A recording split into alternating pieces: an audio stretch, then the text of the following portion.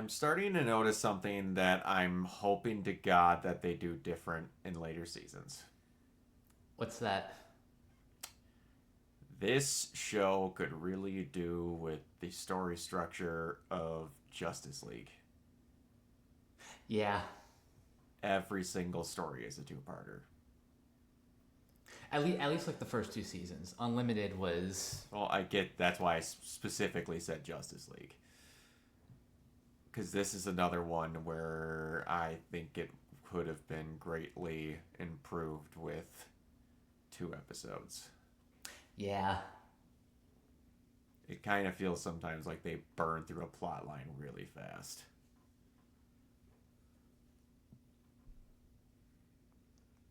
Because the I am danger. I am hoping that season 3 either has like a longer season, or as you said, like the two-part episodes, cuz I think it worked for the Age of Apocalypse, or the the Rise of Apocalypse. Now, I am not going to forget to point out that these 2 seasons were written by Bo. Mhm. So we'll know how they handle it differently, I guess, for sure in the third one. Oh yeah. So they burned through storylines fast in the first season, and that was the one where it was like 100% him, and they didn't change anything that he did. So we'll see what happens when he's not involved in the writing process at all. Now, I will say really did like this episode. Oh yeah, no. I love that this is focusing on Polaris, but it's like also really tied to the fallout of episode 4. Yes, and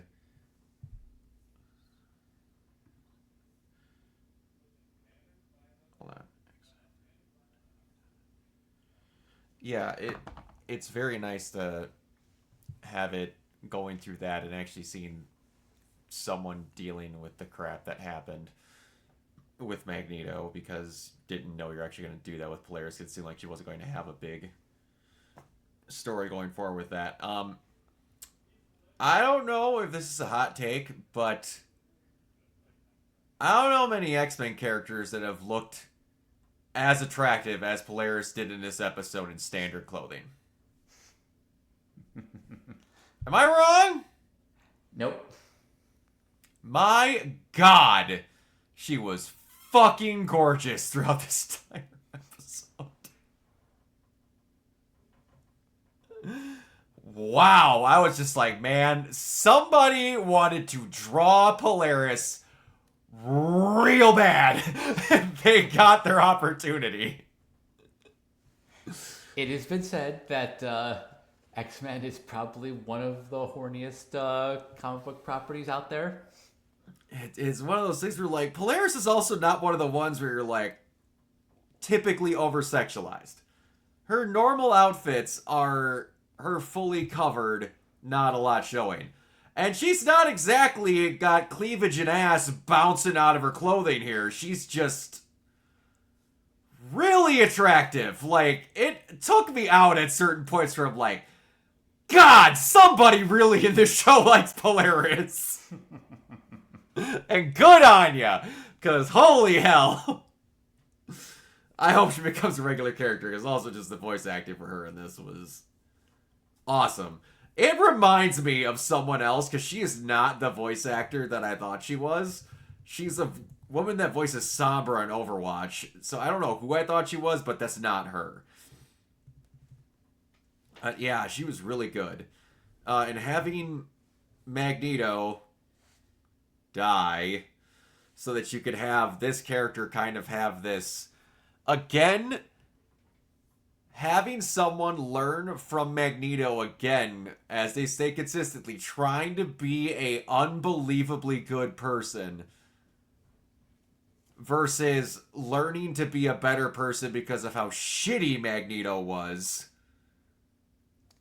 is a It nice switch. Yeah.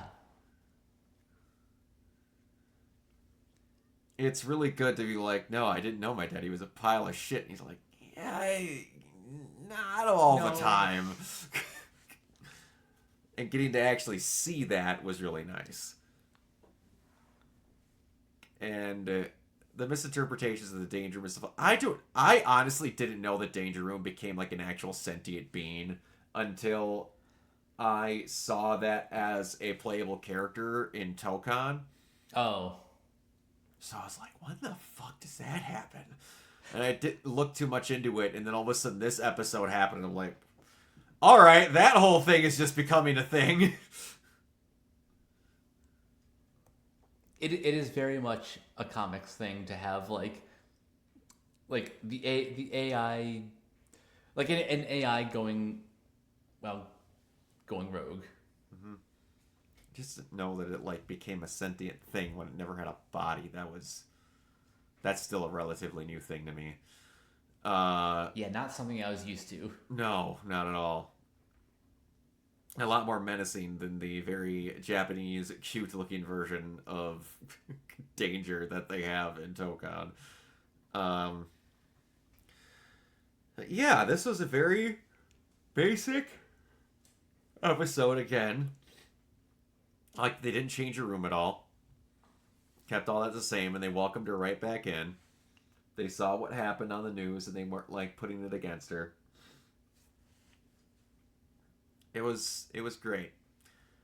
I hope that again she becomes like a main character because that'd be really cool to have the opposite of where instead of Magneto as a character you have Polaris because she's one of those that is a character that should be represented more in these movies and properties and TV shows than she ever is. She's the one Magneto child that kind of just gets left out in the woodshed a lot. Yeah. She's like, yeah, just kind of like the, I don't want to say the black sheep of the family, but She's just the one that they don't like to put in stuff. Because, like, in comics, she's used a lot. It's just in other properties she's not. The only movie she's in, you walk past a little girl with green hair as they're going to talk to Quicksilver in Days of the Future Past. I don't remember if they call her Polaris or not, but, like, it makes you think, yeah, that's Polaris. yeah. It's always Pietro and Wanda, which for the longest time they were trying to tell you they weren't her kids. I don't know what the status, if they're even mutants anymore, or if they're still his kids, because that whole Disney whatever the stupidity with trying to change that out of not being his kids and whatever, and bleh, but yeah, I hope they use her a lot more. She's really good. Yeah. And now we have X Corp on Genosha. Trying to skirt zoning, I guess, of the United States. Because, you know, the X-Men legally by law somehow can't operate. But I guess is why they have X-Force. So, did you notice... Well, that's the main of the show. Did you notice the character's cameo at the end? I actually didn't. Were you watching the sky at all when they went to Greece? Oh.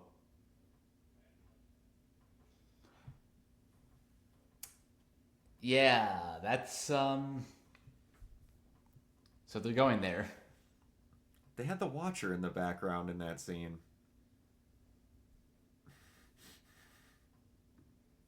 That shocked the fuck out of me. That they're still having him pop up in stuff. That was kind of wild. That, like, I legit paused the screen and rewound. I'm like, was that fucking a Watu in the skyline? And I rewound it, and sure enough. You know what's funny? He's only shown up in episodes that like kind of take place in Genosha. Yeah. It was weird. It's just like, that's the redheaded stepchild of the animation department that they don't like to talk about anymore. But he's still there. Because that's the cool thing you just have in the background. You don't have to have Jeffrey right there. You don't even have him talk. You don't need nothing. You just have him there. But it ends with Gambit becoming a horseman. And I don't remember if it happened in the comics this way, but is cards turning into tarot cards and surrounding him as he transforms was a really cool detail. Yeah, even if that doesn't happen in the comics, just the way that's animated, I thought was really, really kind of neat. Yeah, I thought it was fantastic. But yeah, this is a really good episode. Very centric on a character that, again, that does not get a lot of love whatsoever in these movies and cartoons, so I was very happy with that. And it'll be cool to have the magnetism character not be Magneto for a while. There's no way in hell they're not going to actually let Magneto stay dead for an extended period of time. Yeah, he'll be back. Or will he? I don't know, but this death needs to stay at least for the rest of the season, because if they kill him twice, wait 2 episodes, and then bring him back again. He was vaporized in a different time in history. Unless he's a horseman, because and they need to have Lorna bring him back out of it, because of what would happen. Let character deaths matter for once, for Christ's sake. I know this is comics, but my God. At the very least, let him stay dead throughout the season. Yes. Ay, ay, ay. But, yeah. If you don't have anything else, that's all I've got. Just some final thoughts. Did you notice what some of the characters in the X Corp building were wearing?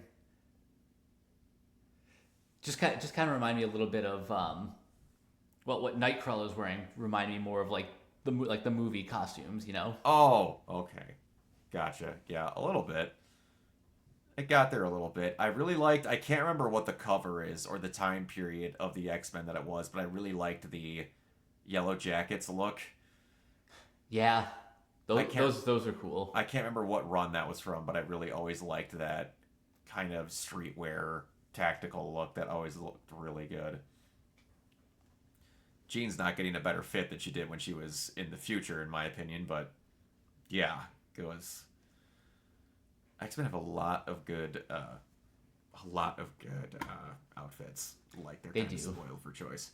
But yeah, again, the season's been really great. This will be the last one we got for tonight. We'll be caught up, and next week we'll catch up, and we'll have 1 episode left after that. Kind of wild to think about that we're already like barreling towards the end.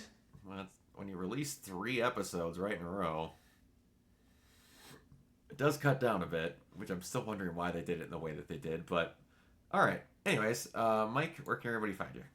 You guys can find me on various social media sites at Captain K42. You can check out my quick thoughts on letterboxd.com/CoachK42. And you can follow Renegade Pop Culture on Facebook and Blue Sky at Renegade Pop Culture.